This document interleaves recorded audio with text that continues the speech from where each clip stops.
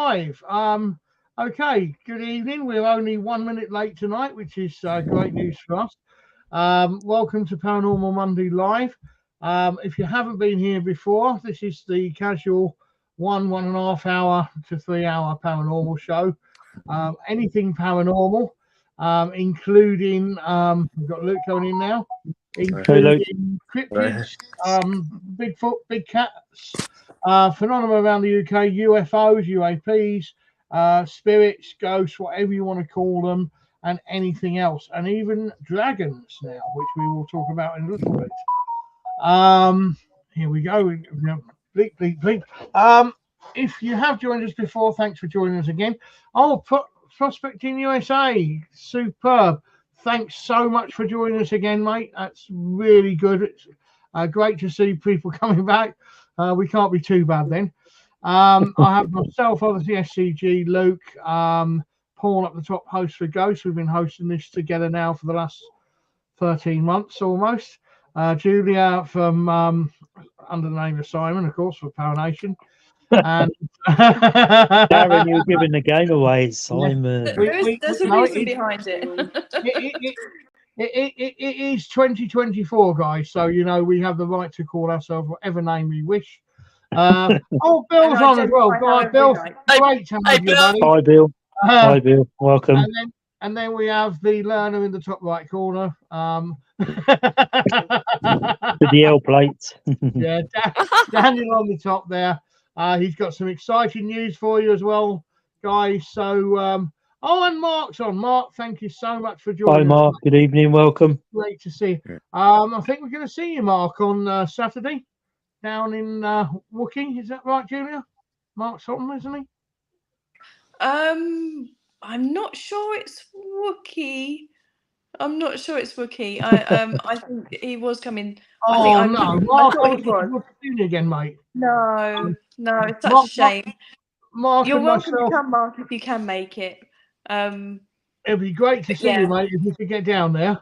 Mark and myself have been with so many people, always sort of on and off together and whatever, known him for many years. And when he came down to the Silk Mill, it was just so excellent to see him again, because we're kind of like the real people that know each other, and do you know what I mean? It's strange. And I mean, the Bugle was last time, and I mean, I went over, we had breakfast and whatever. It's superb. No, thanks for joining us. We've got 8 viewers at the moment. Superb. We've got a couple of things to cover tonight. One is still doesn't sink into me what we actually caught on the 27th of last month. We'll be talking about that in a second. And the second one is I've got some footage that I've got been given of all I can conclude are UFOs or whatever, not dissimilar to what we saw again on the 27th, but a different formation. In actual fact, if I can bring these up, video file, and Paul, did you am I right in thinking you did a course on dragons? Yes. Yeah. I sent I can't remember what it's called actually. Hang on, I'll get a certificate. I'm so useless with remembering things now. It's because of my age, see. You're all right because you're young. Evening, Gemma. Gemma's on. Evening, Gemma. Looking forward to seeing you on Saturday. We'll be seeing Gemma on Saturday. Yeah. So nice little meal book. Gemma's paying apparently, isn't she? Yeah. Thanks, Gemma. I don't know whether you can see that. Nice of you. Yeah. Can you see that? Yes. That's the course I did. I'll come on to that in a second, mate. This is really it hasn't sunk into me, Prospecting USA. It really hasn't. I don't know about the rest of the team, but we were night before last on a meeting, all giving our accounts, if you like, explaining with Richard Freeman, and there was Luke, Julia, myself, Luke Gosling, and the more we spoke about it, the more it's sort of like you couldn't disprove it from being a different event. But we'll come on to that in a second. First, and a Kalishi, yeah? Yeah. I'm going to show you this video that was given to me. If I can, I've not done this on StreamYard before, but here it is. Now, I don't know if you can see this, these lights in the sky. Oh, yeah. Okay. That's weird. Now, what gets me is they're not all equally spaced. And if you look down the bottom of the picture, going from a quarter in from the left at the bottom, right round to the right in a circular motion, there's also more lights. Play it onwards. Now, these were moving at the time. Notice they're not pulsating. They're all the same colour, yeah? And they're not metallic-y sort of flickering. Satellites, if you look up at the sky, you'll see they're pulsating, they're flickering. And that's him zooming in a little bit more. Now, if I come back again, this is interesting because this is in Portsmouth. He was walking back about 10:30 at night, and he was crossing the road, and something drew his attention upwards. He wanted to look upwards. Now, one thing, I've watched this over and over again, and one thing I've noticed is, see at the bottom of the picture, you've got a tree and the bay window of the house. You've actually got another one of the objects there. You see it? Yeah, between the tree and the house. Yeah. Yeah. So you've actually got one there, and as you continue, you can actually see there's a few. See there you go. Oh, I missed it. There's one now. You can see it. See the one in the center of about a third from the bottom up, right in the center. Yeah. That's another one.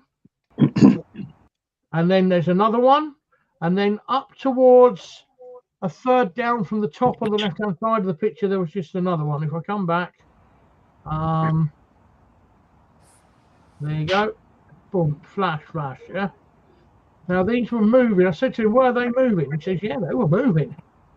But not in a straight line as they're placed.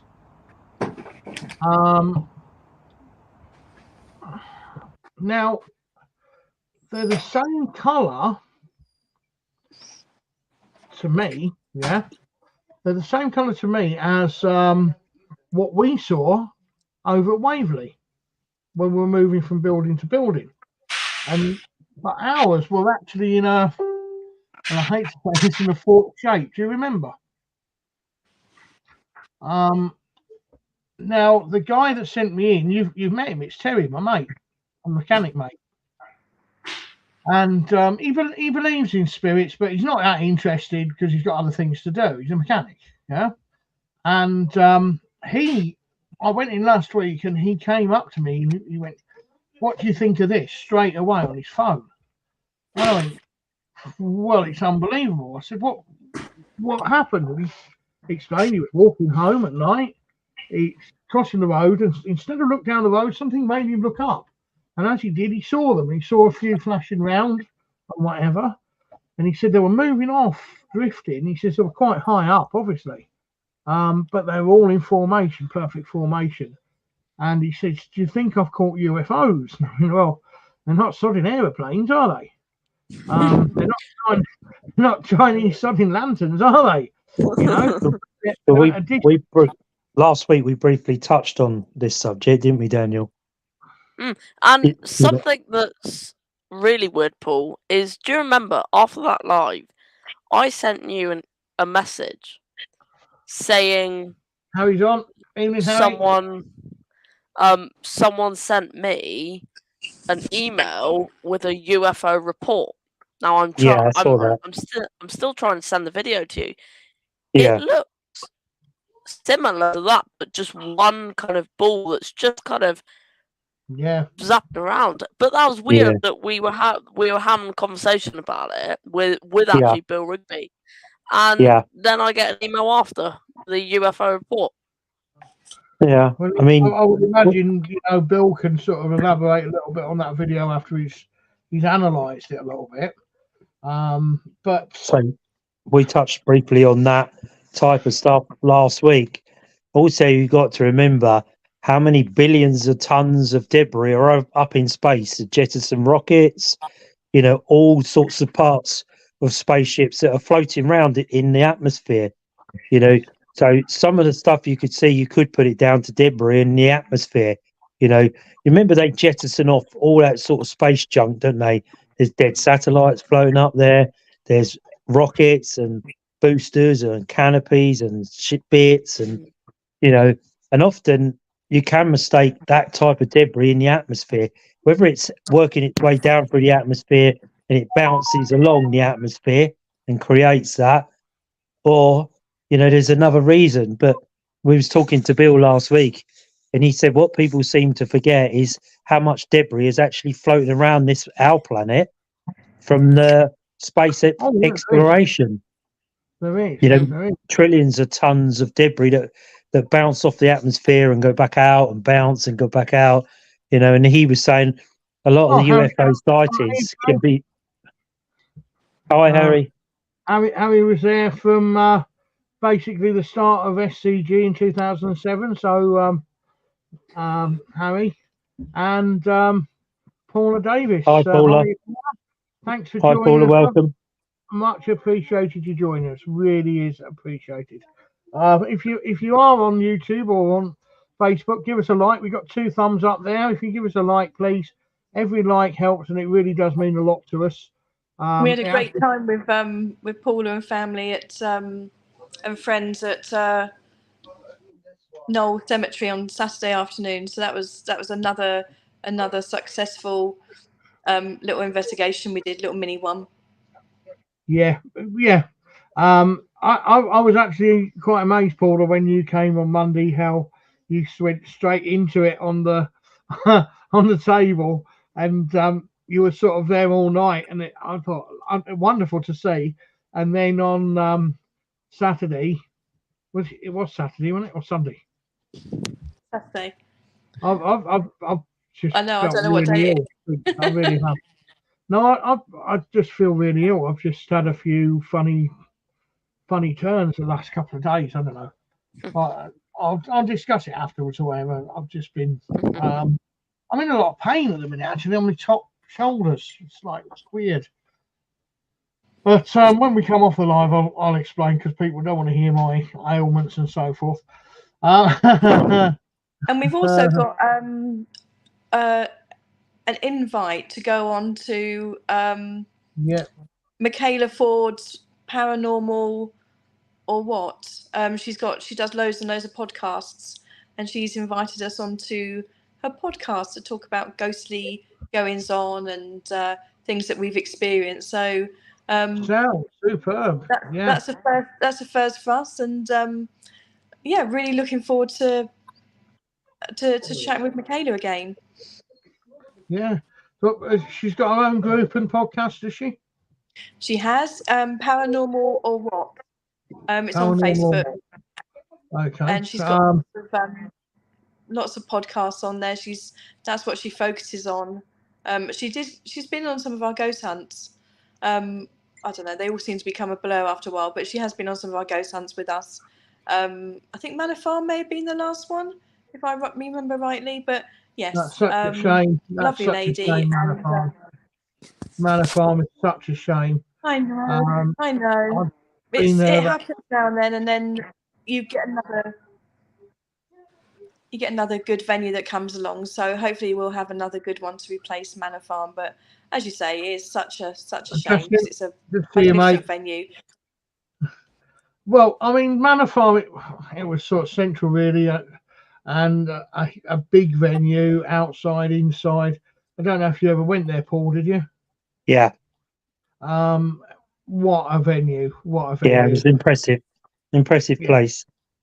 Cottages, things like that, libraries, Church. storerooms.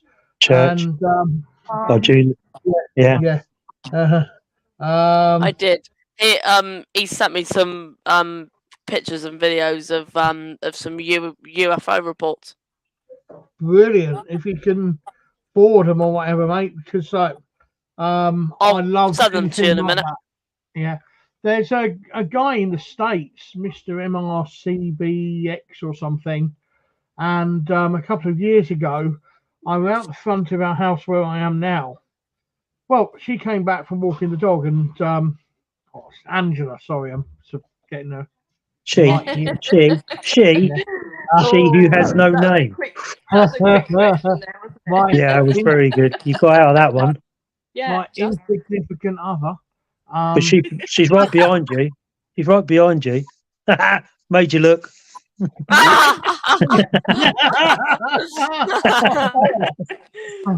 Anyway, she went, there's a strange light out there in the sky. So I went out there, and it was that direction. There's a video on YouTube on it, and I'm looking at it, and it seemed to be moving. It seemed to be moving. Anyway, I thought what I would do. Yes, absolutely superb. Thanks for coming along. Much appreciated. Welcome really along. Thank you so much for coming on. Anyway, I went and got my expensive camera, put it on a tripod, stuck it on the driveway, zoomed into this object, but left some space around it. Yeah, and just hit record and left the camera, and I was watching it on the screen, and this thing was going to the right, and then it came back to the left, then it went away, and it came back, and it and it was in and out, and it's all over the place. And Angela said to me, well, yeah, it's a star, it could be moving. I said, yeah, but the star will move to the right hand side with the rest of the universe, yeah, not night sky, until it vanishes, and then it won't come back again, and then shoot sort of like in and out, and 1 minute it was tiny, next minute it was huge and whatever, and it was pulsating inside, and I captured it all on video, and it's on YouTube on South Coast Ghost channel, and I put it on there, and immediately this Mr. MRCW or whatever he is, a few of you on the chat will probably know who I'm on about. Justin actually recommended I watched his show, and he asked if he could use the footage on his show, and he did use it on his show because he analysed it, and he said, no, he says you've caught something there. I don't know what it is, but it's not man-made. It's not a star. It is an unknown entity. As to what it is, it can only be a UFO. But V's on the bottom. Oh my god! Sorry, V. Hi, V. Evening. I didn't even see you there, mate. I didn't even see you. I'm that busy waffling on. But no, he Brian King Sharp, thanks for joining us, buddy. Hi, welcome, Brian. Welcome aboard on our little podcast, and a bit of humour thrown in. Well, I like to think it's humour, but most people don't laugh. Only when I'm walking or talking normally. Glad to have you, buddy. Honestly, seriously, glad you're here. As we keep saying, everybody that comes and watches us, everybody that joins us, comments. I mean, we've got 3 likes and loves up the top now, and that's just special to us. Thank you so much, guys. But no, he picked up on this. I'll try and pull the video up next week, and it's a really interesting bit of video. It's that's Daniel. He's eating his dinner at the moment, so am I making comments correctly? I don't seem to be appearing on screen. Yeah, Mark, when I see you, mate. Yes. The last one I got was no. And the next one I've got is this one, bud. And now cool. So yeah, you are. So but I'll try and pull up next week. It was really interesting. He analysed, he done all the seismographs and everything over in America, and he could not deface my footage. Well, no wonder, it was real footage. It raw footage, and it was just thrown up straight on. And another one I got, I went over to Fareham, and this is on YouTube as well, to collect a electric pump from the tire pump. And I've got a front camera and a back camera on the pan. And I had it on. I had some idiot try and run me off the road, strangely enough. Anyway, on the way back, I've come off the 27 onto the Eastern Road roundabout. And as I've pulled out from underneath the underpass, you can see this metallic object on the right-hand side. And it kind of follows me up over the water and whatever. You see it quite a few times. I've got that one. And it's a really interesting one. I've tried to recreate it, and I've tried to look at other videos on the bike and things like that, and it won't really do it. It's only on this one video until a few weeks later when it was in a different area, a different location, a different treachery, the lot, right? And you could see it over to the left-hand side as if it was watching me, which I found quite strange. And it is a silver metallic object. Angela's looked at it. I'll download it.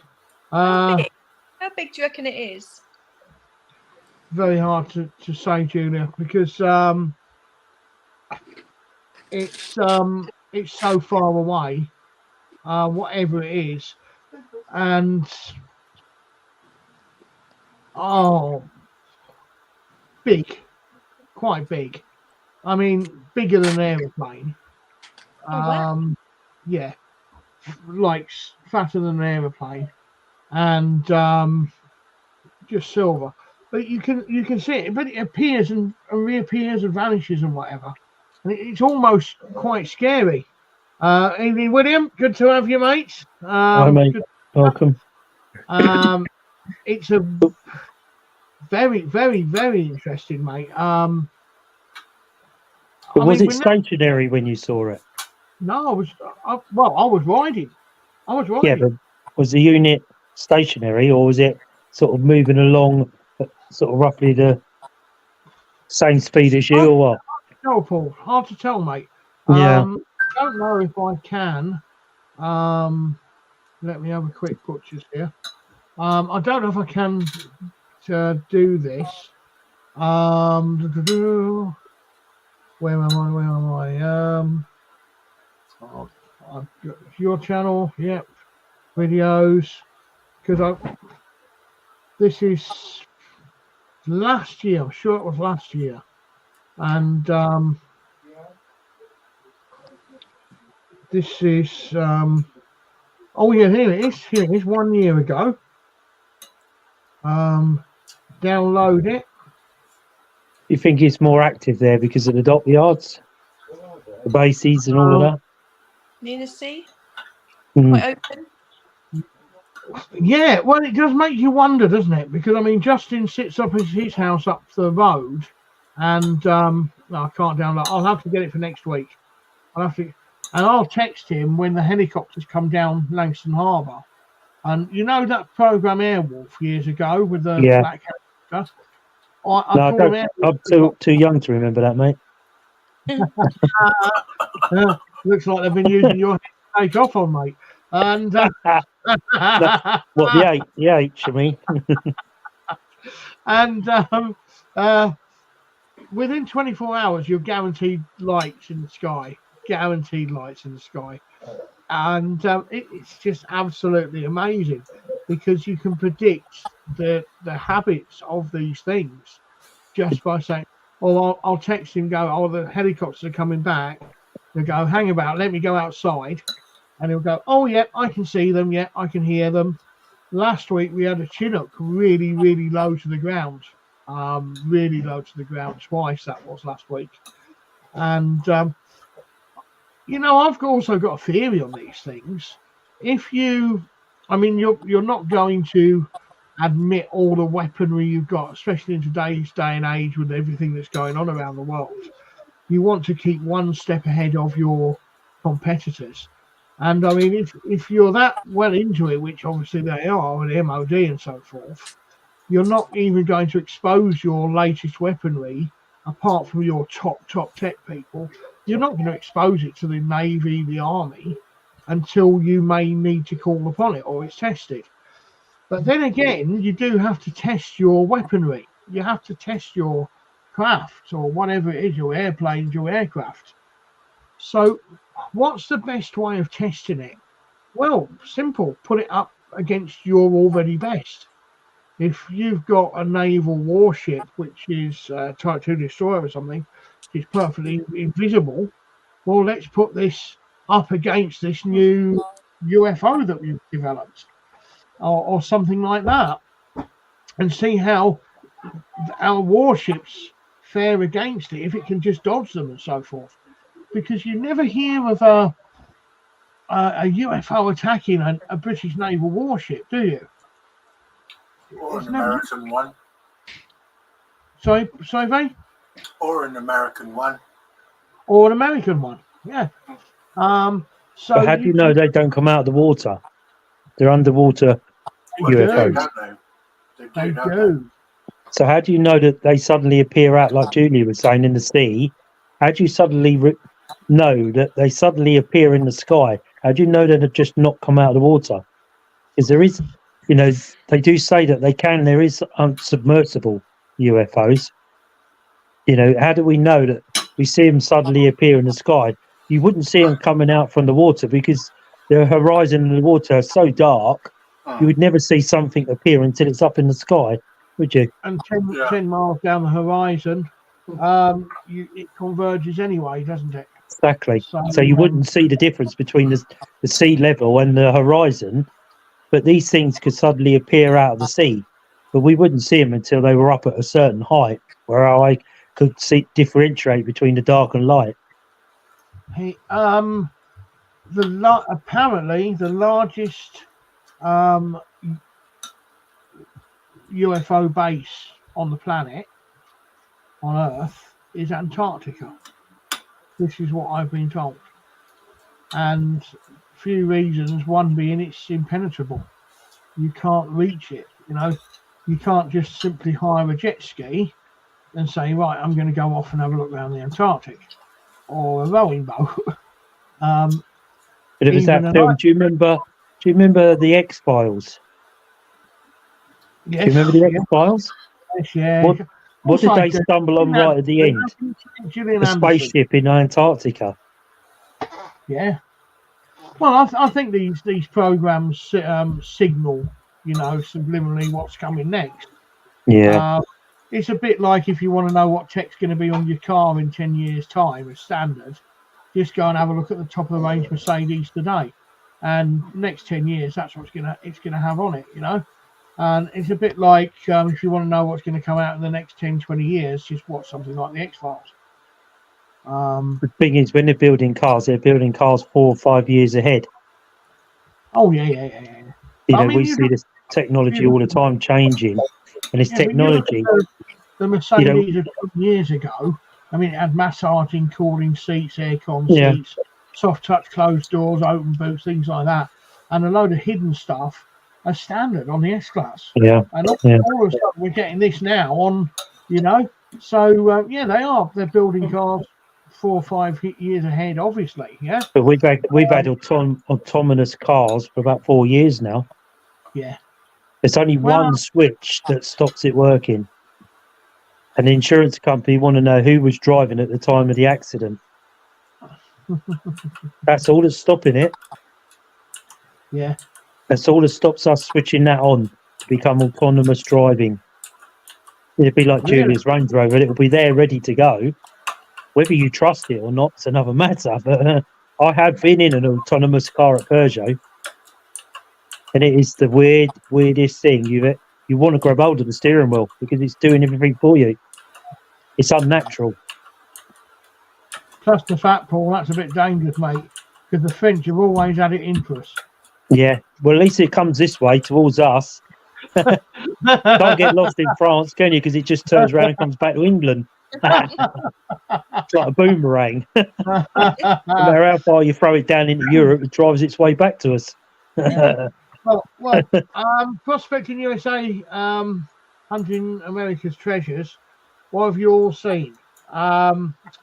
Well, that's a really interesting one because, I mean, I know I'm a bit crackers anyway. I mean, most of us are, but up until the night before yesterday, I really thought we were going crackers because we did one of our regular haunts on the 27th of December, and it turned out to be a good night. I mean, I go out cryptids, I go out UFOs, as you can tell.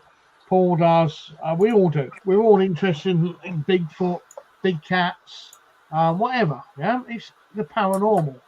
But this particular night, as was pointed out to us, we weren't looking for any of those things. We were looking for spirits and ghosts. And we went over to one of our normal haunts, which is always active. And what was it, 7 o'clock we got there? Something like that? 7, something like that, wasn't it? It wasn't particularly late. And you've got... No, it's been very wet, hasn't it? Very wet. We were debating whether to go or not because it... And then we said, it's going to stop raining at 5. It's going to stop raining at 5. And it did. It was very wet and muddy. And Julia had these white shoes on.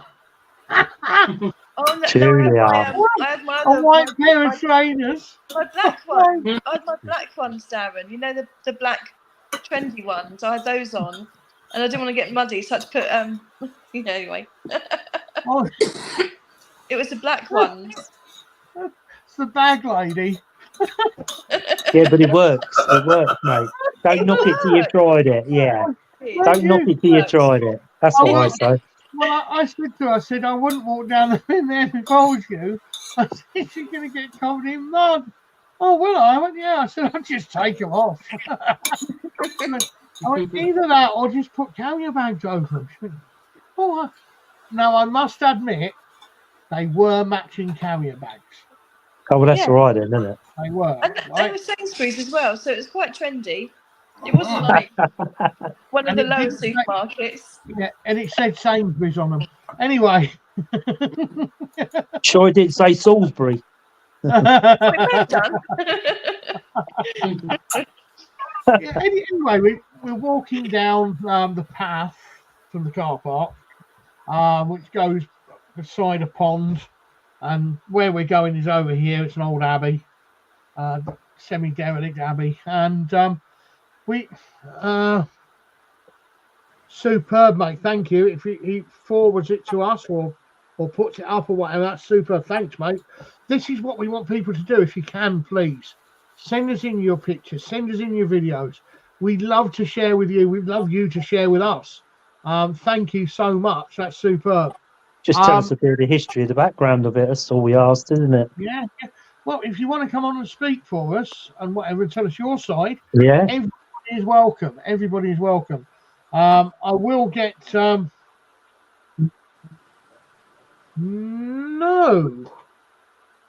we haven't. No. If you could send that, that wicked. This is what we're after. We believe in power unity, spread the power love, and join forces with real people around this globe and bring real evidence and share real evidence. That's what we're all about. We like to hear people's story and the reasons behind and all that type of stuff. Come on and tell us your story and talk to us. At that, mate. I'll have a look on Mark's pictures and see if I can find them. That'd be superb. But yeah, if you can send them, that's spot on. But no, we're walking up and we saw these lights on the left-hand side, and we're like, "What are they?" And they were stationary, weren't they? They weren't moving. And it wasn't. It was a really windy evening, wasn't it? Very, very windy. Yeah, Was very it above windy. Was it above the tree line, or where? How high up was it? Oh yes. What, well above the tree line, or? Oh, Yeah. it was 15 degrees up vision, 15, 20 degree up vision. Yeah. And again, John's here. Evening, John. Good to have you, Hi, mate. John. Hooray! I'll be in a minute. I'm just about to have something to eat, so I'll be back in a moment. Carry Okay, on. mate. No problem. No worries. No problem. You know that. Strangely enough, thinking of this, those lights went up pretty much the same angle as that video I've just brought out in the beginning. But obviously there was a bit more cloud to them because of the wind. Anyway, one of the groups said, "Oh no, it's an aeroplane because they're flashing, or one's flashing." And I said, "What? A UFO is not allowed to have a flashing light now? Yeah, it's banned in the solar system. Yeah." Anyway, we carried walking on. They just went whoosh, gone, and I saw them go. And anyway, we walked through the gates and across the cow field and into our first room. Normally we sit there for 30, 40 minutes, don't we, Paul? Yeah. Julia, we're just tuning in. Yeah. Luke will tell you. I just sit down. You have to excuse Luke. I think he's lost his voice. Yeah. He gets a very croaky voice, Luke does. Sorry, Julia. Carry on. No, I was just saying, we just sit there, don't we? We have a bit of a catch up, bit of a chin wag. And I always say, when we do the ghost hunts, if nothing's happening, take your eye off, keep your fingers on the glass or whatever, take your eye off of it. Start having a chat amongst yourselves about something. Start chatting about, what did you do at the weekend? What are you do up to this weekend? And it's when you take your eyes off of everything, that's when things start to happen. Because they're like, oh, hang on. You want to contact us? Hang on, we'll move it. Come back. Come and talk to us. So, yeah, we spend about half hour, 40 minutes just sort of like trying to just ground ourselves and get familiar with our surroundings at the time. A lot of it's when you're unexpecting it, isn't it? You're chatting away and then somebody says, "Did you hear that voice then?" And everybody looking at each other saying, "No, what?" It's when you least expect it, isn't it? It happens.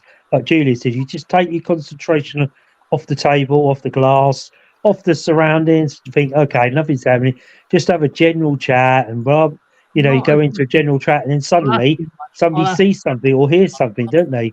It's when you least expect something to happen. Is when it really does happen. Yeah.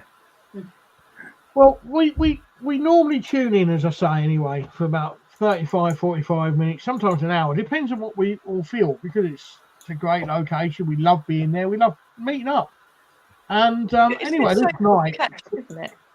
Well, I put my Mel meter on the wall, didn't I? And it instantly started to go beep, beep, beep, beep, beep, beep, beep. And everybody's looking at it going, that meter's mental, yeah? And they're going, oh, is it malfunctioning? And I'm like, no. Oh, what meter's that then? I said, well, it's a Mel meter. It's like £350 worth of kit. They're like, oh, right. Good on you. Good one, Justin. That's Justin. Enjoyed. He said this to me before. It was a wicked day. It really was. Anyway, or afternoon, sorry. And anyway. Did you run your tri-field that night? Yes, I did. But we didn't get. But I did get a lot at the gin distillery. That thing was going absolutely mental at the gin distillery, wasn't it? It was answering it, and so forth. Cheers, William. And anyway, it just kicked off straight away, didn't it? It kicked off straight away. And the tri-field meter was sat beside them now, and it was coming up. It was picking stuff up.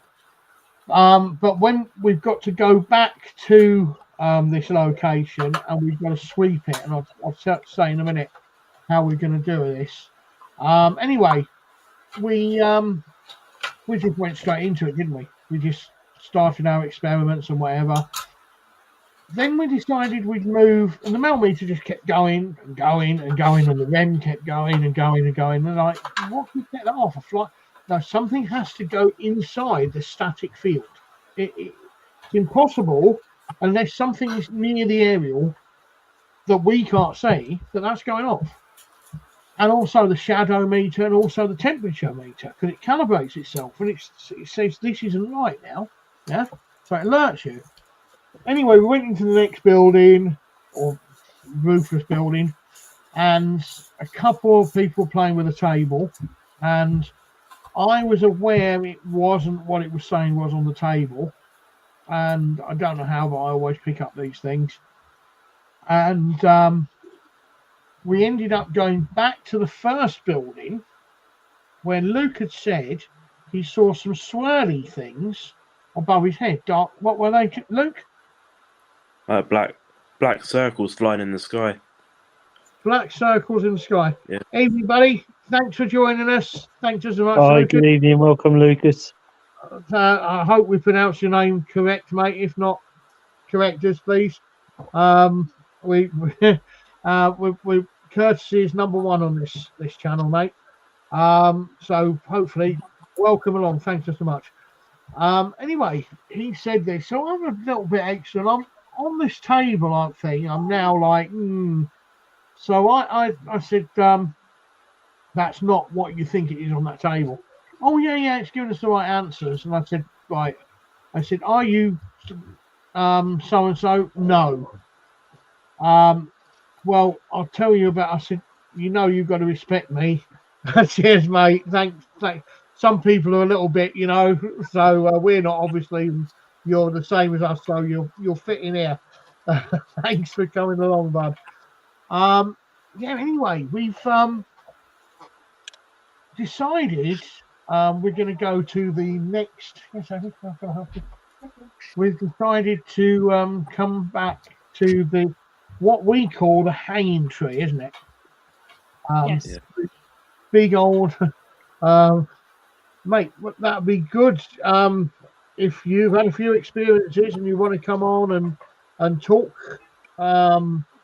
live here next week after, please feel free. Or send it in if you don't want to appear live. And you all right there, Paul? Yeah. We can we can arrange something to get you on, or we can read it out. Anyway, as we're walking over, we have seen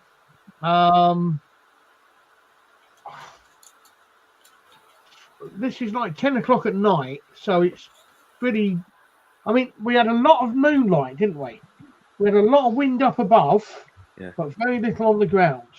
It wasn't raining, but the clouds were moving quick. Evening, good evening, and thank you. Hi. Welcome. Gwendolyn, welcome. I would not have tried to pronounce that, Gwendolyn. I'm sure that's Gwendolyn. Yes, Julia. Thanks, guys. I will say that Gwen may be involved in something that we have going on in July. It's I'm not going to give away the whole thing, but yeah. Yeah. Oh right, okay. Was that the we know that one, Julia, don't we? That would have been the You're gonna have to read it out. I can't read. It's too small. the dolphin. That's why I've got my glasses on. I can't see the them. dolphin at Littlehampton. We got it right, thank God. The dolphin. Yeah, dolphin. Yeah, it was a good venue. I didn't do it in the end, but there you go. Daniel's going to announce something in a second anyway. After I've got through this. All I can say that they were, and we are concluding that they were, is mythical creatures, dragons. That's all I can put them down to, and I've said it now, and I feel completely crackers now for saying that. But we've all tried in our minds, in our heads, to. No, it couldn't possibly be. No, don't be stupid. We tried to debunk it because it's next to a river. There's a field of geese, there's a field of cows, and there's some swans on the river. So we tried to think, okay, is it one of, but you know, this was like 10 o'clock at night, so all the animals would be sort of like nesting and they would be settled down for the night. And then something comes and like makes them fly. But all the birds would be nesting and everything.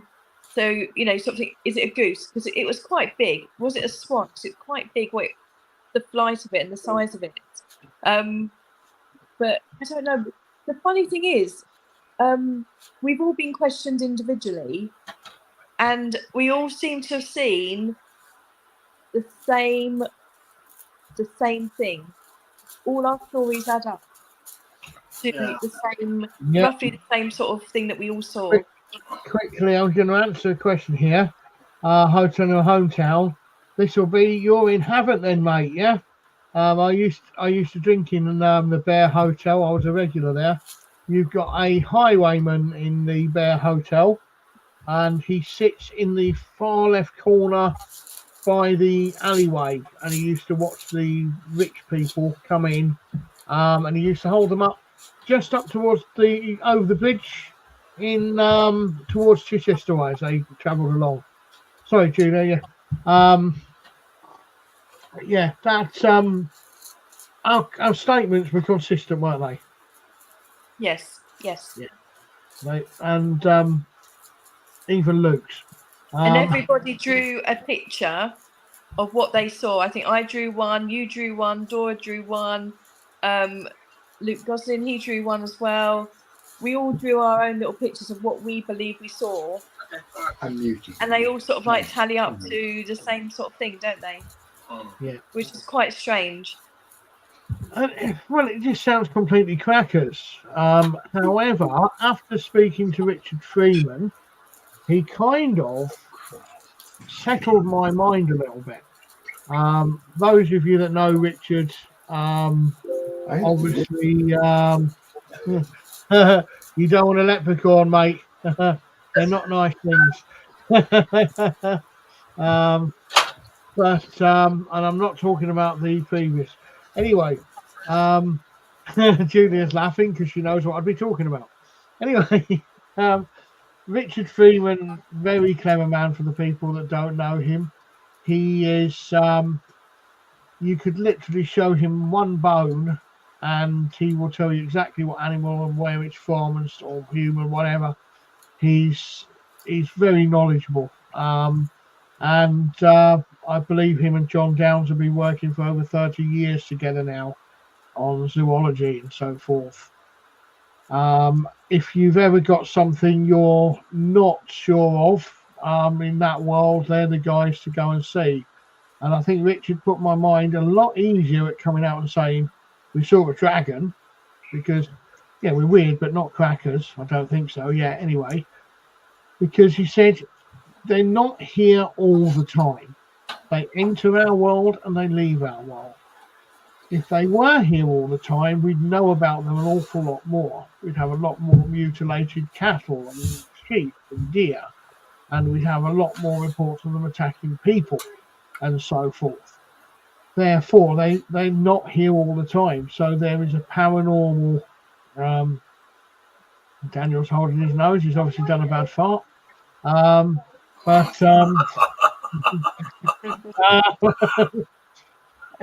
It kind of But do you know also what they are? The dragons. We've got haiku box. It was a location up. It's in Surrey. We're not putting it all out there just yet for obvious reasons. Because we don't want people going stamping everywhere looking for dragons and so forth. Yeah, just yet. And we are going to look at the area, aren't we? Next time we go, we're going to do a bit of a sweep. Please, Lucas, please follow us. Drop me a message or whatever on my profile or so forth, and I will. I'll talk to you about the highwayman. Perhaps if you're on next week.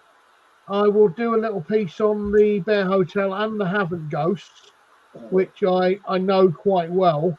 Also, the Parchment Makers, I've got a little story in there to tell you, which has also got a little bit of humour in there. Oh, coop boxes from Surrey as well.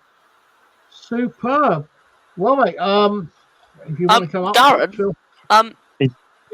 Something No, that I what were you laughing will about? suggest What were you laughing about? is What were you laughing about? possibly taking your What were- team from the Hey? UK BRT down What coop to boxes? the Dragon site. The what? You could take your team down to the Dragon site. Absolutely, yes. I could take anybody down anytime they wish once I get to know them, because these things are big cats. Although they've got claws and they can rip your throat out, they're not doing any damage to us, are they? They're not hurting our ecosystem. They're not hurting humans or anything like that. Therefore, they're living in harmony somewhere along the line. They've worked a way to live in harmony. They're probably keeping the rat population down and so forth. So they're doing a good thing. So their locations need to be kept secret. They need to be because what we don't want is we don't want a load of idiots going in there and harming. Yeah, but it's true, isn't it? You know, what good has man really done for this planet? Yeah, what good? Tell us what good he's done. All he's done is burn its natural resources. You know, basically, wherever he can make a profit, he's going to make a profit out of it. We've got Cornwall, which is earmarked for the lithium-ion capital of the world. Elon Musk was stopped by the UK government 2 years ago. Not publicised, is it? Believe me, he's still got his eyes on it. Any animal, anything that's fair game, is huntable, isn't it? You know, and we don't give a monkey. So as long as we get a bit of entertainment out of something, we'll torture it, we'll muller it, we'll harm it, just for the fun of man. So the reason I'm very protective over these sort of places is these are living animals. These are the living things. And there's not enough respect in this world for each other, or especially them. And I think, sorry, around Waverley, around like Farnham area, there are a lot of like pubs and that are named Dragon, and it's the same as like, you know, if you go to other villages, like, you know, yes, like we have. Yeah. Well, I have. Luke has. Yeah. Yeah, horrible. Yeah.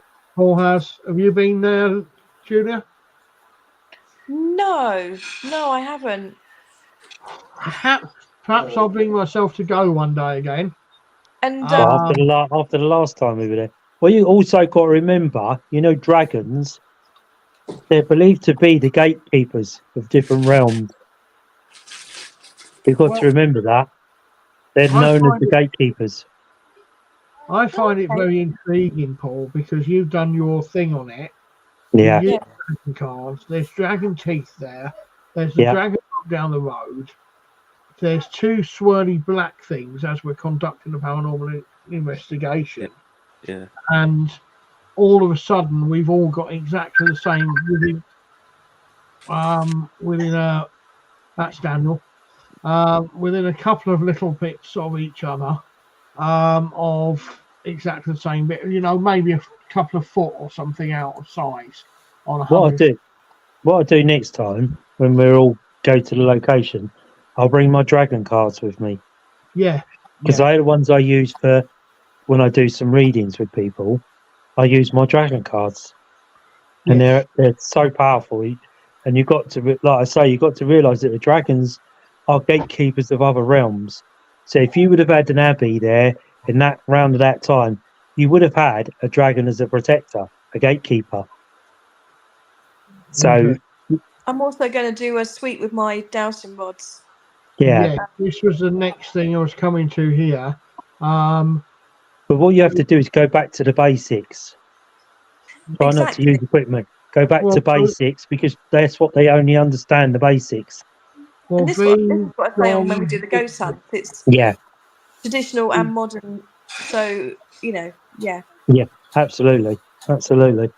We've all decided that the best thing to do is to look for magnetic pulses, forces, and water. Julie is very good with her dowsing rods. 20 odd years experience. I'm never going to get anywhere near that with dowsing rods, so it's pointless me going over with dowsing rods. Yeah, you have got some though. You could like do a bit of practicing with them.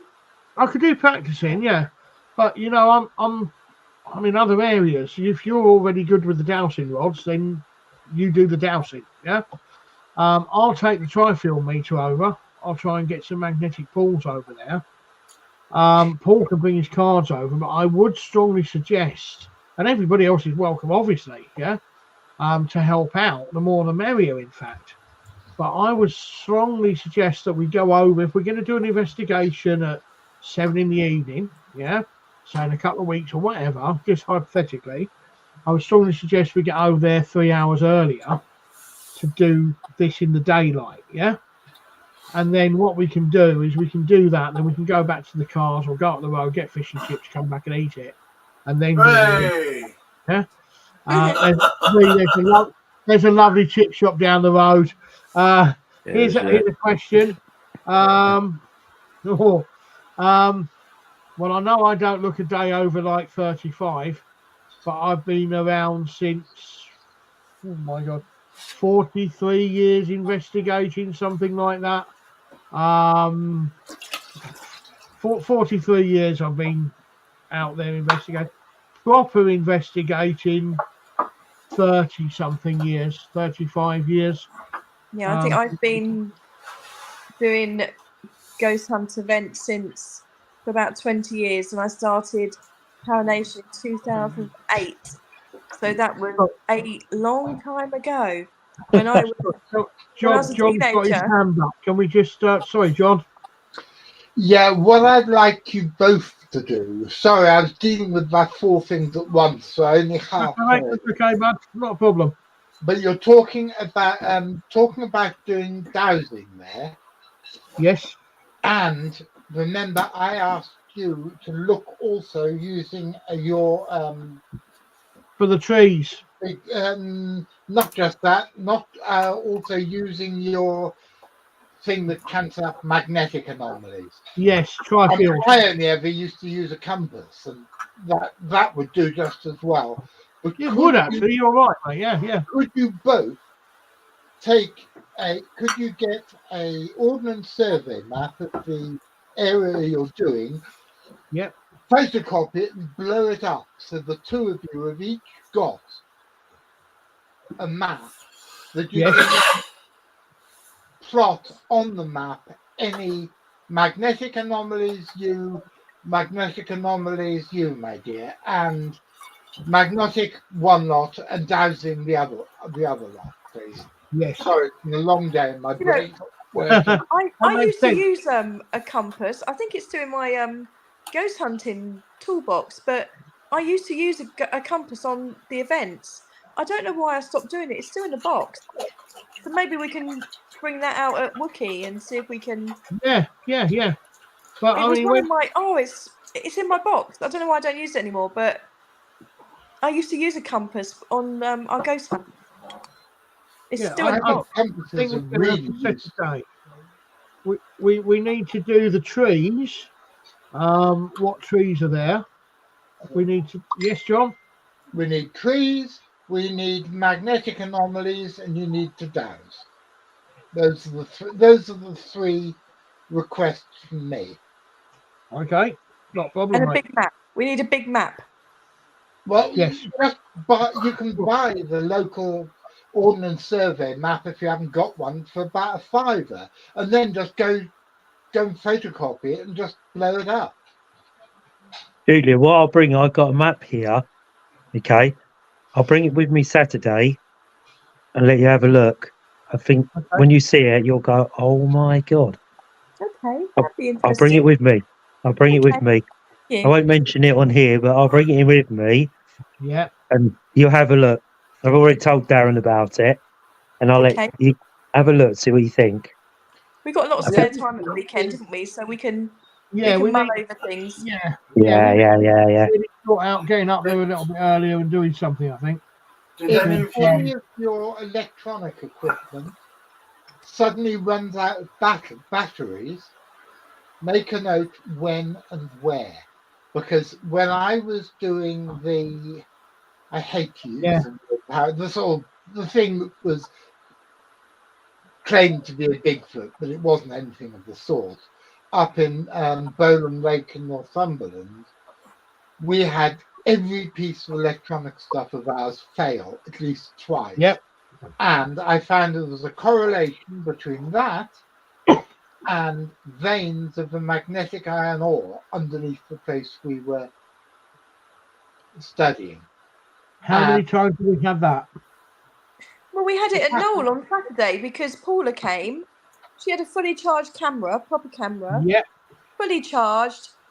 Probably got halfway around the cemetery and she went to take a photo and the battery had died.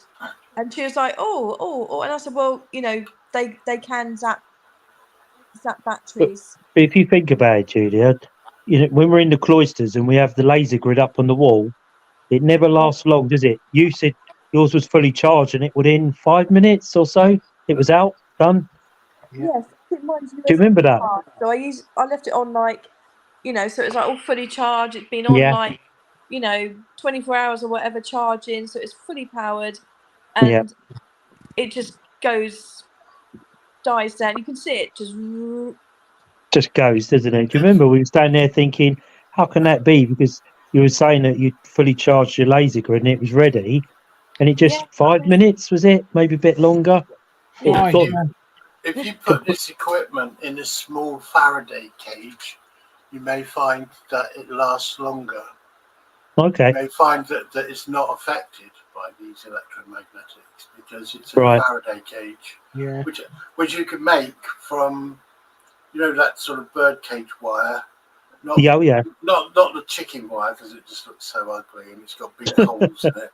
But the ones with the little oblong squares in there. I think you could buy.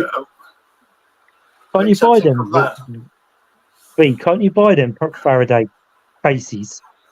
You probably can, but they'd be quite expensive. But you can make one from birdcage wire. Right. That'd be interesting to try. Be careful not to prick your fingers with the pointy ends of the wire when you cut it. I did want to ask something because Julia and I were talking at the weekend, and I found it quite interesting that there was a crossover between 3 different Fortean events that you all had at that time, and one of them was the ghostly thing of the boy shouting "Mum." A second one was lights in the sky, UAPs, and the third one was these things moving around above your head. So that's 3 different Fortean phenomena all going off around about the same time. And those were just the 3 that we identified. There could have been more going on that we just didn't see at the time. Yeah, that is quite intriguing. And I do wonder whether that there has a lot of ley lines in that area. Yeah. That'd be interesting to find out. That's what's ramping up because every time we go, it never fails to give something, does it? It may go quiet in the middle section for a while, doesn't it? And then we all, like Julie was saying, we all chat and just a bit of a laugh and raise the energy up. But I do wonder, in the back of my mind, whether there is ley lines underneath them, and that's why that abbey is built in that area. Could be. It's probably on an old pagan site, isn't it? I would imagine. Yeah. Because it makes you wonder why it's built in the middle of nowhere. You know, I know it backs onto a stream or a bit of a river.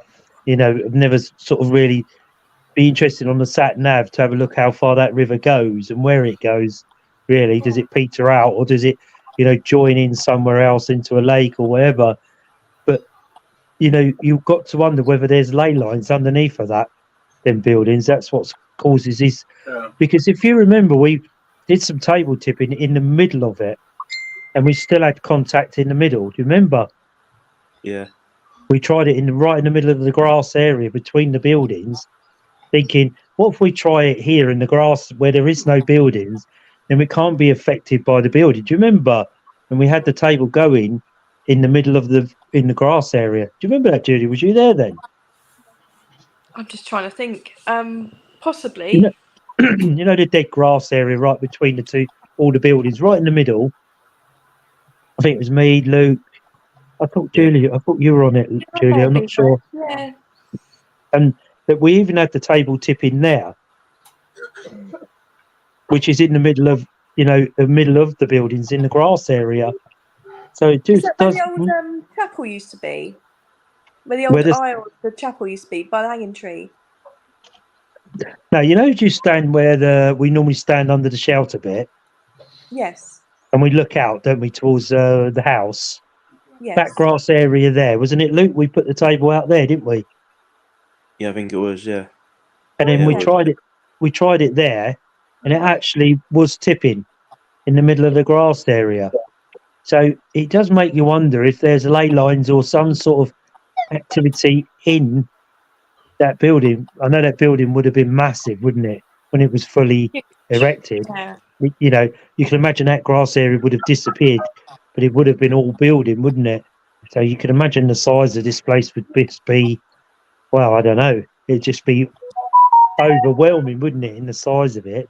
The area that it covers is immense, isn't it, really? You think about it, you know, talking a few minutes walk from one building to the other, aren't you, really? So I do wonder whether, like I say, whether there's ley lines there. Yeah. I mean, it was an absolute huge place. It's massive. I mean, thousands of monks in there. I mean, obviously pilgrims used to go there.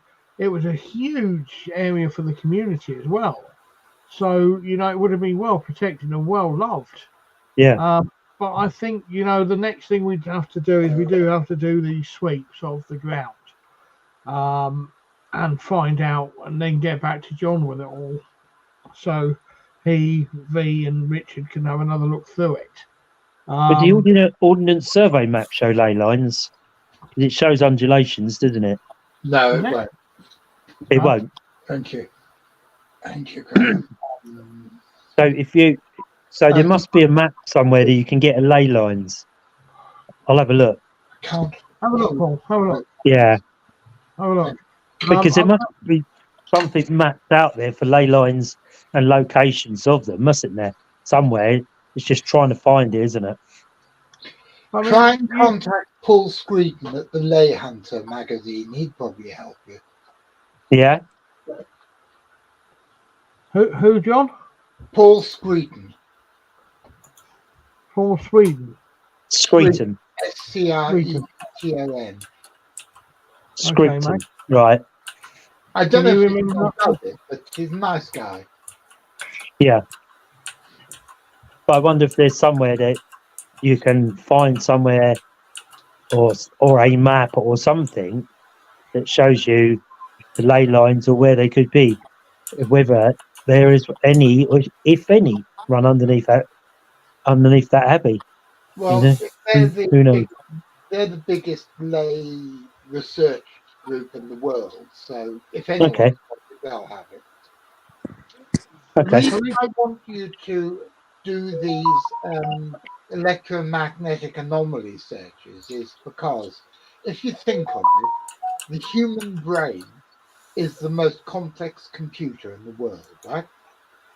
What happens if you have a computer and suddenly there's a bloody great big electromagnetic anomaly? Well, it goes up the chute, doesn't it? Yep, it switches off and reboots. And I'm working on the idea, Richard and I have been working on this for years, the idea that when there is some strange electromagnetic anomaly, it helps the human brain reboot. And then while it's rebooting, we see these things like dragons and monsters and UFOs. And do you think, John, that if that was to happen, that the compass would spin round? It wouldn't have a north.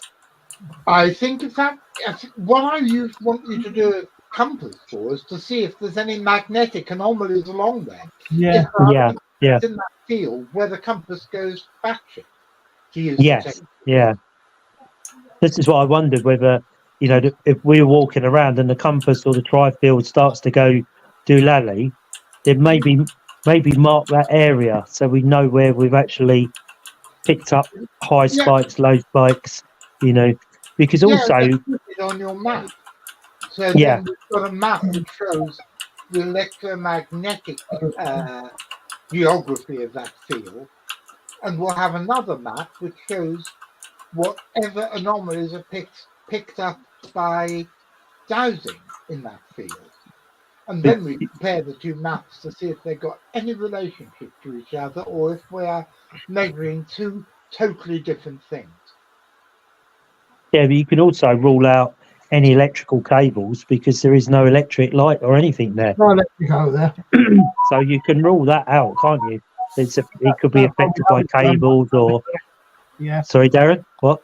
That's why we love it so much over there, because we know it's unaffected, isn't it?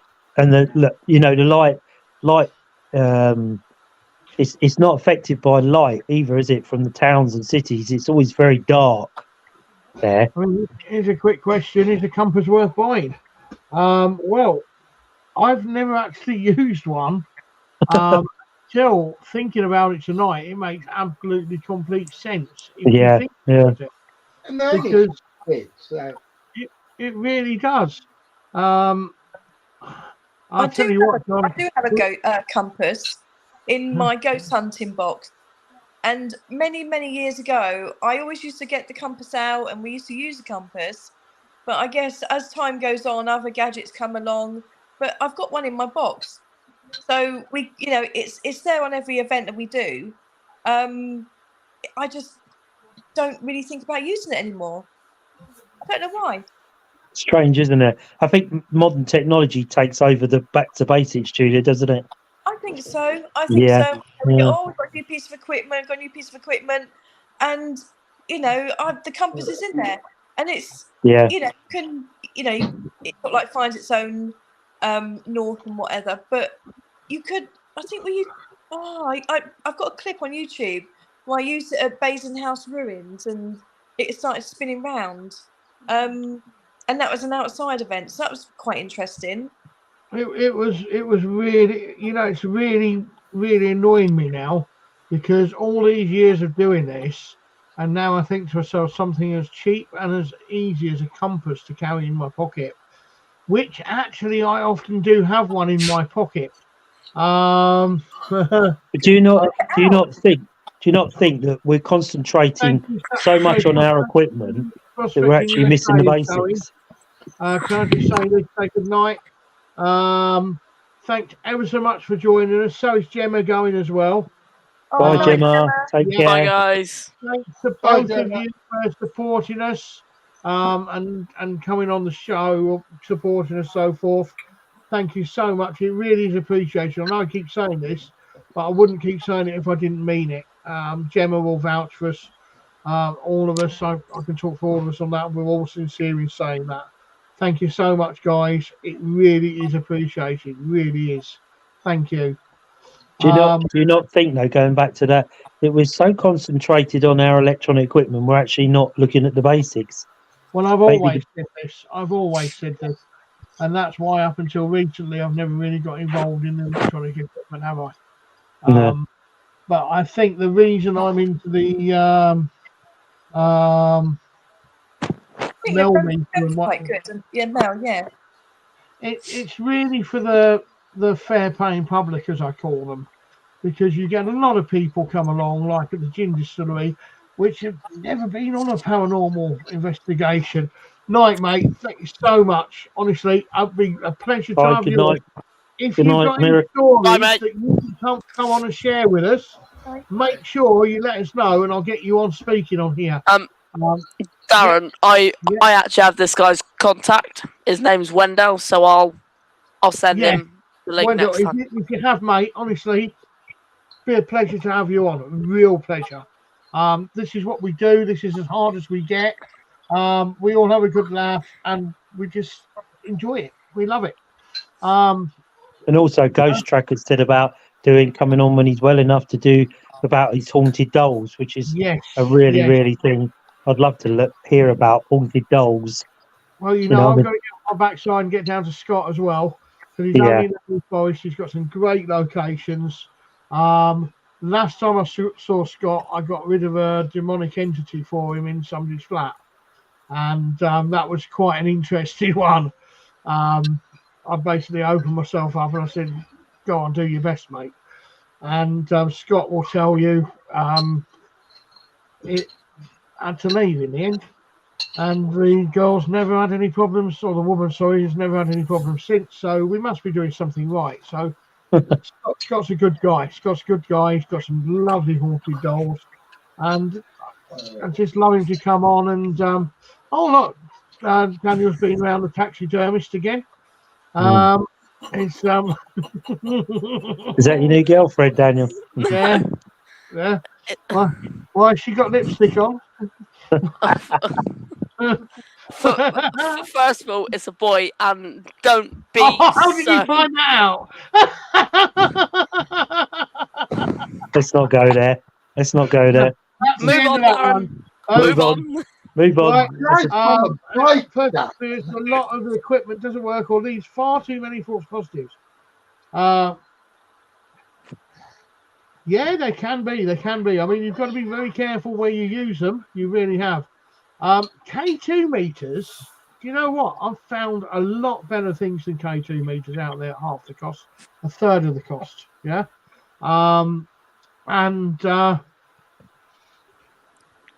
Mate, please do, Scott, please do.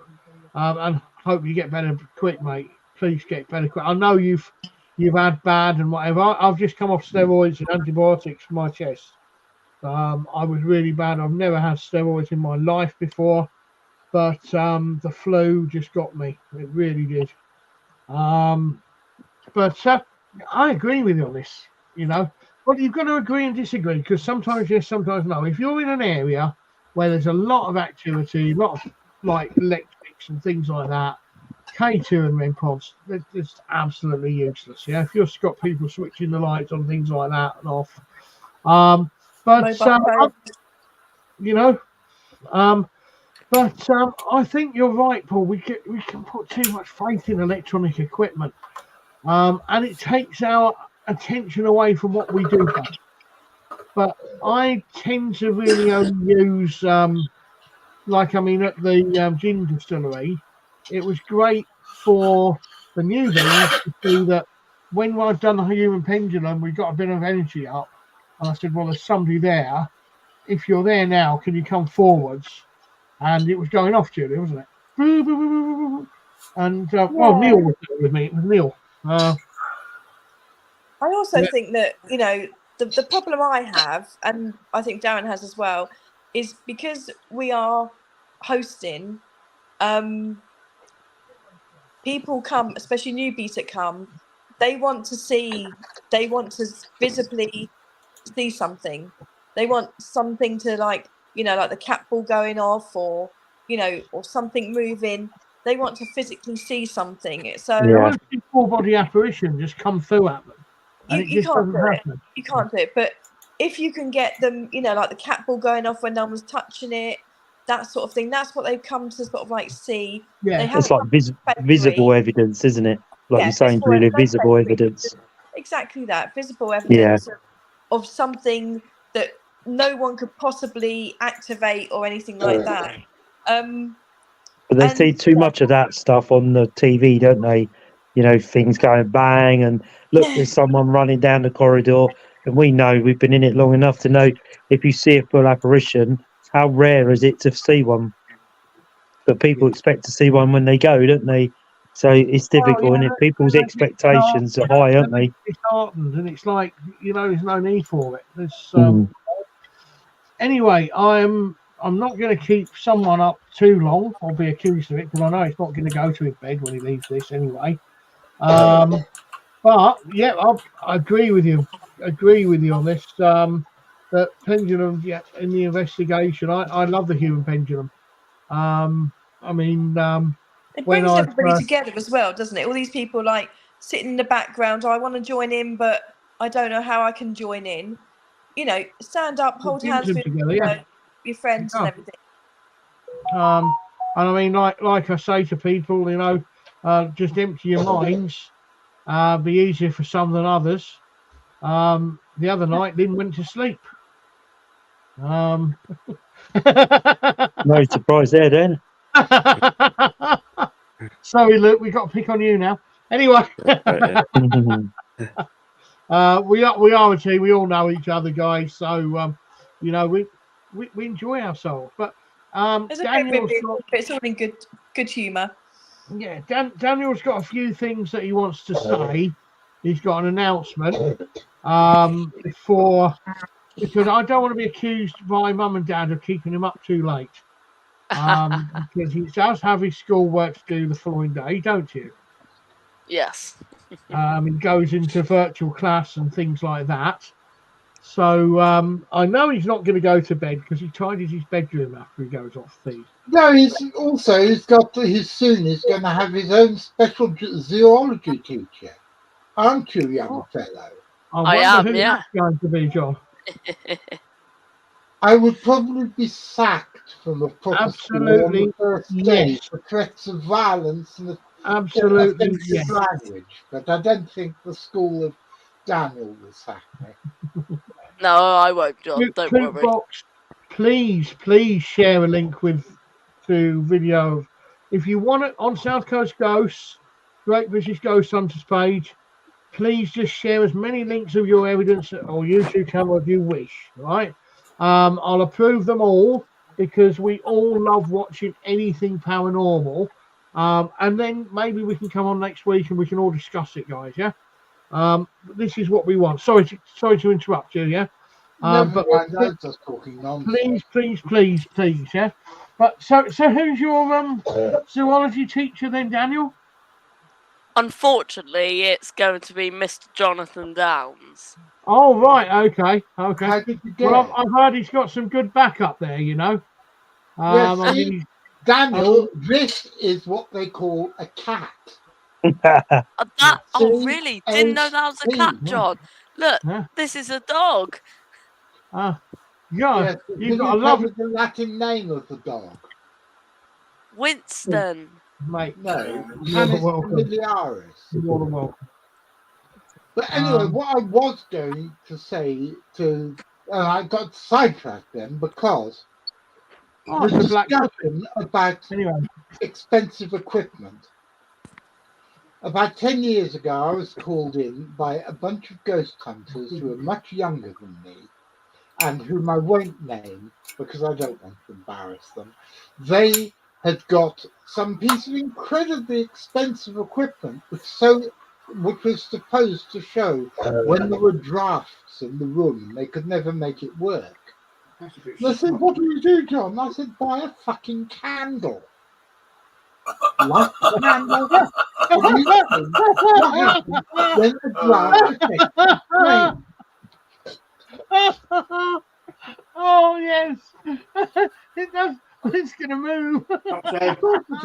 I like that. Ghost hunters have been using candles far longer than they've been using woggity meters or whatever.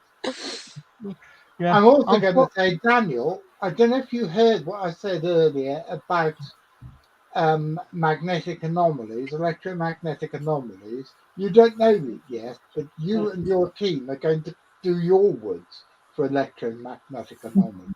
Because you've got to, because that I think is massively important. Yeah.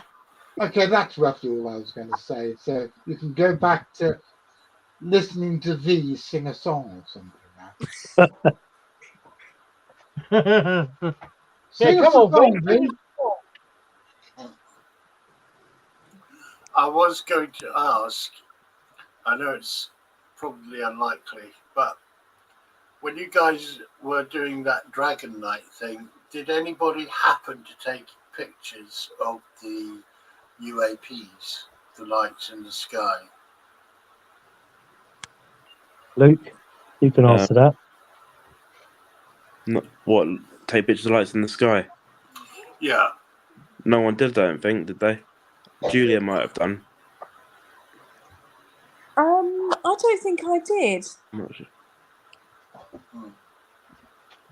I don't. Darren, I normally do, but I don't think I did. No. No. What you mean the? Yeah, now. What you mean?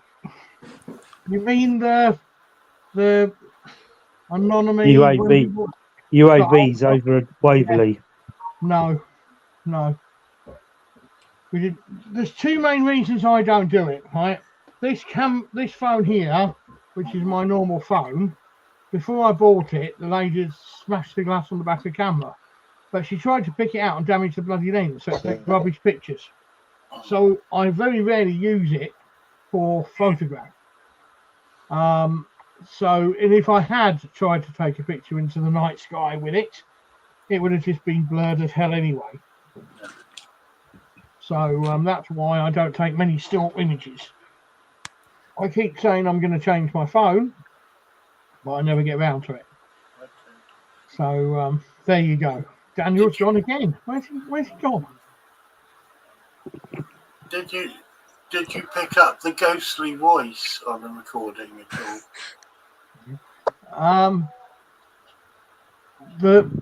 I haven't actually looked yet, V.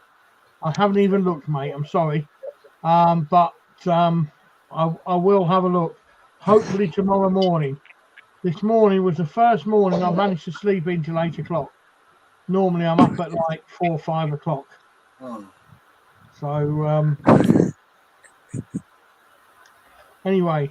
So what's Daniel going to announce then? Yeah, come on, Daniel. Daniel's having some sort of a seizure.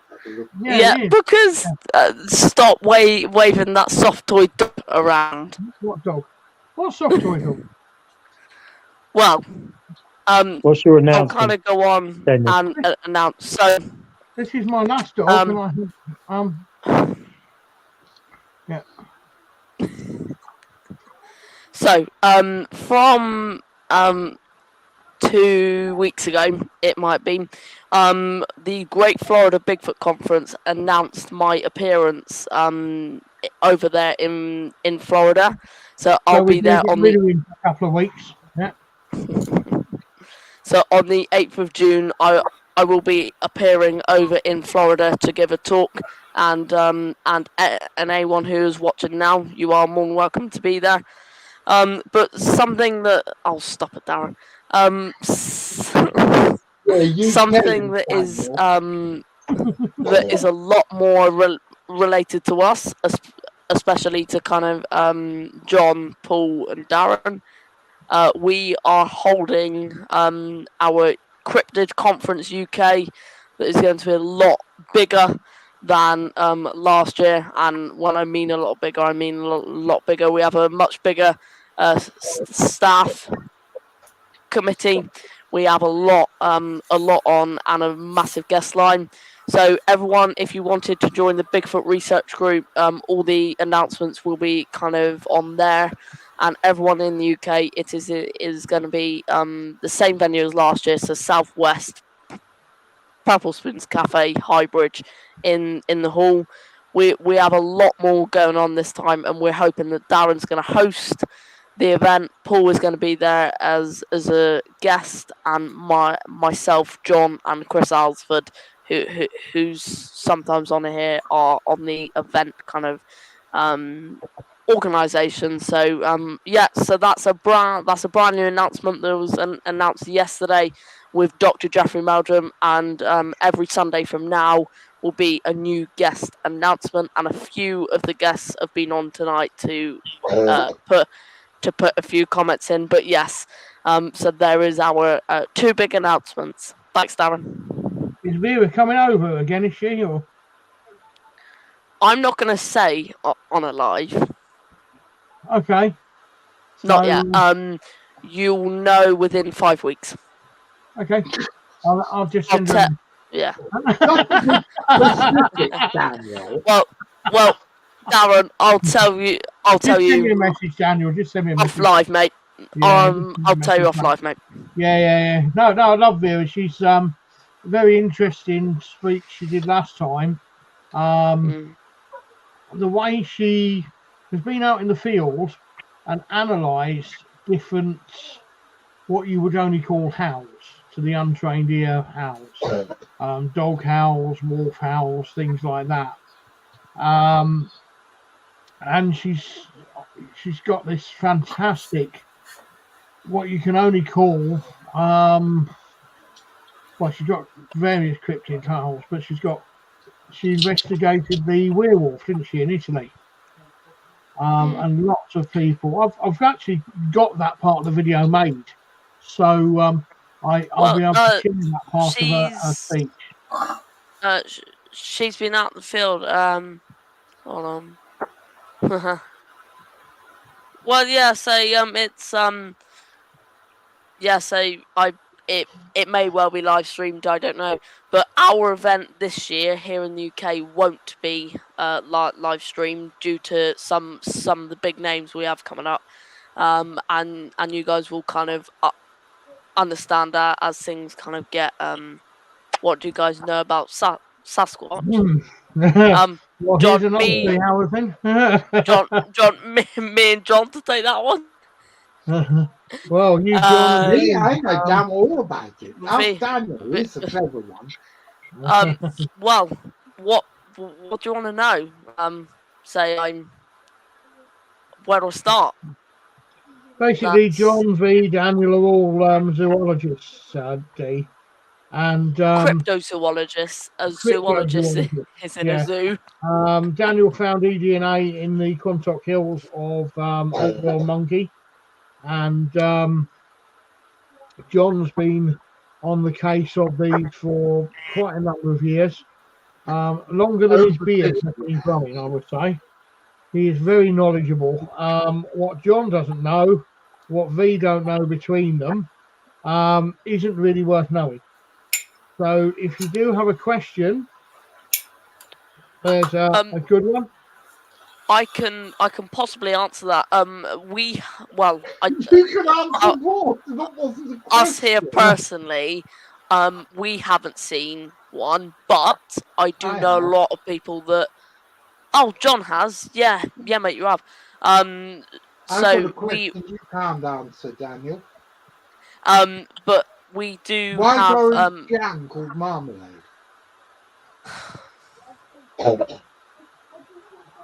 Why is what called what? Why is orange jam called marmalade?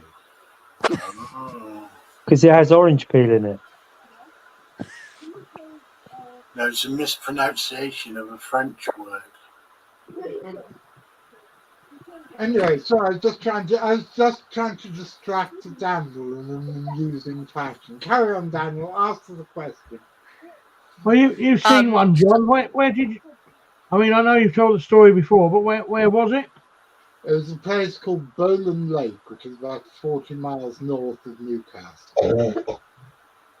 And we, the Centre for Fortean Zoology, had been told of a whole string of sightings that were there. And we drove up there in early January of 2003. That was 21 years ago. For those of you like me, I'd still count on your fingers. It was 21 years ago. And I won't go into the whole story because it's a long and complicated one. But there were 5 of us sitting on the bonnet of my old Jaguar. And 3 of us saw something running very, very fast from one side of the break in the trees to another, lit up by headlights of my old Jag. And 2 other people saw it as well, running straight back a fraction of a second later. I don't know what it was, but I can tell you one thing: it was not an unknown ape. It wasn't anything flesh and blood. It was something far more esoteric than that. But we went there looking for a British Bigfoot, and I think I came the closest to most people ever do of actually seeing one. It's a long story. I'll come on one day and tell you the whole story. Yeah, perhaps next week after, John, you can read the style of the show and I mean, have you think? Yeah, I mean, have you seen any, G? I mean, have you got any experiences, and what sort of area are you in? I mean, what are you in the UK or are you in? At the minute, I can just see the StreamYard, so forth. Oh,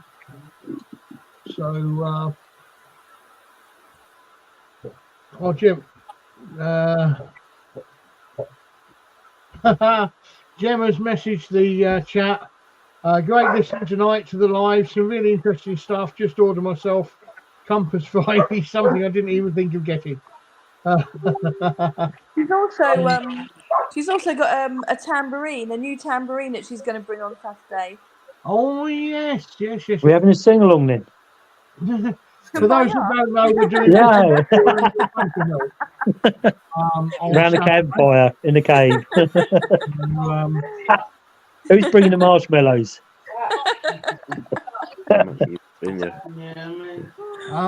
Well, if you're interested in cryptids, D, we're all part of the British Bigfoot Research Group.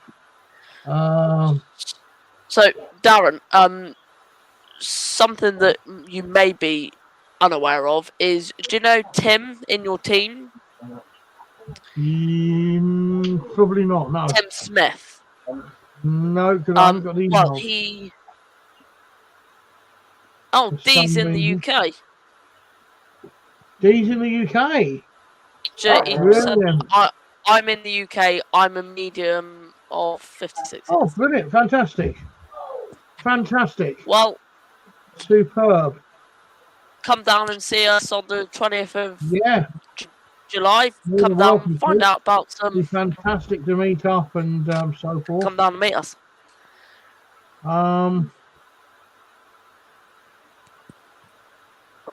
No, I don't.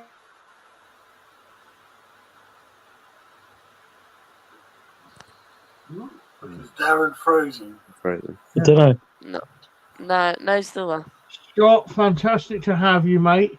Get better. Scott. Take care. Yeah, I'm just trying to jump in between, see who's on and whatever. Yeah. Thanks for joining us, mate. It's really appreciated. I will get off my backside as soon as you're better and get down and see you, mate. If not, give us a shout and we'll bring you on here live. Or do both, mate. We need to get out there and get some cameras out and just do some rubbish and stuff and some location. Well, that's basically what you need to do, isn't it? You know, you need to get out there, camera each, and do a bit of right. We're going to go to this location. We may get nothing. Just roll the camera and just go through, yeah. And then just that's interesting. That's good. Nice to see. Well, look, you seem to be somebody that needs to sort of like keep in closer contact with us. Darren, may I just ask this person a question? You may want to keep this a secret, or you can kind of message me personally. But whereabouts are you in the UK, and where have you kind of put trail cameras out? Because we may have some info for you. Yeah, we're trying to sort of build up teams all around the UK at the minute to try and collaborate the evidence that we're getting, because obviously it's a lonely world out there on your own, but it can be. I mean, we've found through collaborated evidence that we're all getting significantly the same phenomena in different areas, with paranormal in every shape and form, UFOs, ghosts, Bigfoot, everything. And when you're a joint collective, it's making it so much easier for everybody to operate. So if you don't want to say on the live, that absolutely you can. This person, D, if you wanted to email me, ukbrt.db@gmail.com, you're more than welcome to do that. So we can kind of. do that, because I would be very, very interested to know about where you are.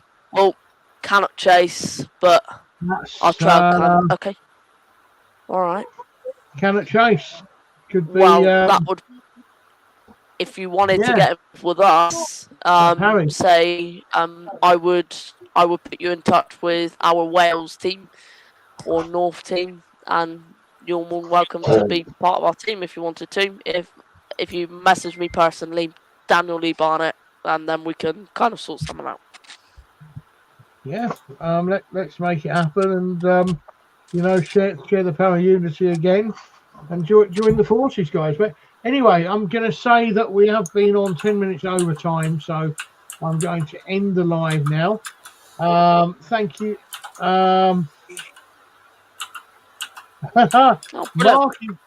Mark has just volunteered to be our new guide around Cannot Chase. Well done, Mr. Rickett. The black-eyed kids, isn't it? The black-eyed children, isn't it? Cannot Chase. I'm absolutely sure Mark would actually be our guide around Cannot Chase. He's quite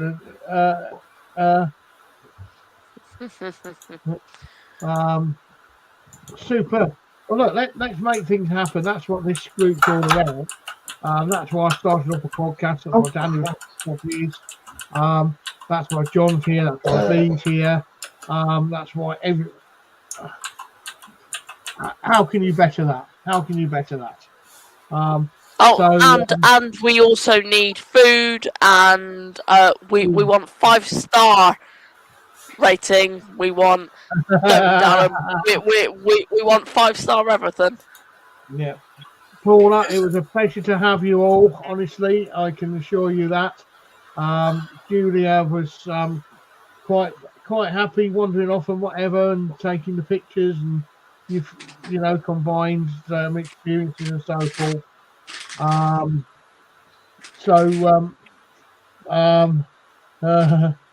Absolutely, Mark. You know it is.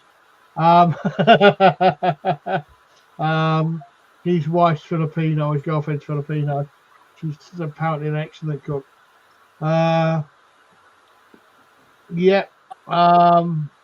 Superb. So, if you get the video, Paul, share it across, mate. Yeah. Sure. Yeah. Superb. But I am going to end the live now, guys, because Thank you. Take. Fantastic. Have a good week, Toolbox. Yeah. Thanks ever so much for coming on. Your Paul says, superb week. I mean, at this stage, we normally thank everybody for coming on as a collective. Superb. Please share the video. Bye, Mark. Yeah. Have a good week. Please share the video. If you want help you grow as well, please feel free. South Coast Ghosts, Great British Ghost Hunters. I can say for myself, share whatever you want on there. If it's obscenities or anything nasty, I will delete it. But apart from that, you're more than welcome to advertise an event, to advertise your YouTube channel, to if you need help with it or anything like that. I can give you a mention on mine, you give me a mention on yours or so forth. Come on here, have a chat. You're more than welcome. That's what we're all about. We actually love, we don't do this for money. We do this for our hobby. This is our pastime, believe it or not. But please share the videos. Please invite friends along. Thanks ever so much, guys, for joining us. It really is appreciated. And it will be on record on Facebook and YouTube if you want to go back through it. And thanks for